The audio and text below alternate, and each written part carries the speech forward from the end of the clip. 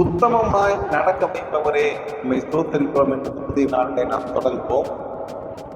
நீதிமொழிகள் 10ஆம் அதிகாரம் 9ஆம் வசனம். உத்தமமாய் நடக்கிறவன் பத்திரமாய் நடக்கிறான், கோலனான வழியிலே நடக்கிறவனோ கண்டுபிடிக்கப்படுவான் என்று சொல்லி நாம் பார்க்கிறோம். நாம் இந்த பிரபஞ்சத்தில் ஜீவிக்கிற காலத்திலே பத்திரமாய் இருக்க வேண்டும். உத்தமமாய் நடக்கிறவன் பத்திரமாய் நடக்கிறான் என்று சொல்லி நாம் பார்க்கிறோம்.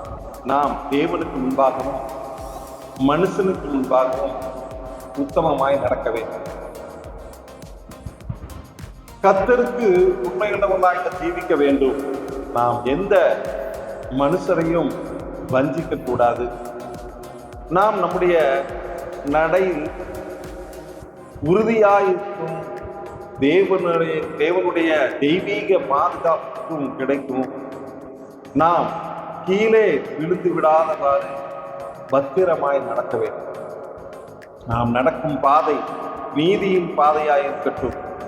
அந்த பாதையிலே நாம் மனத்தாழ்மையோடு நடந்தாலும் தேவனுடைய பலத்தினாலும் பாதுகாப்பினாலும் பத்திரமாய் நடப்போம்.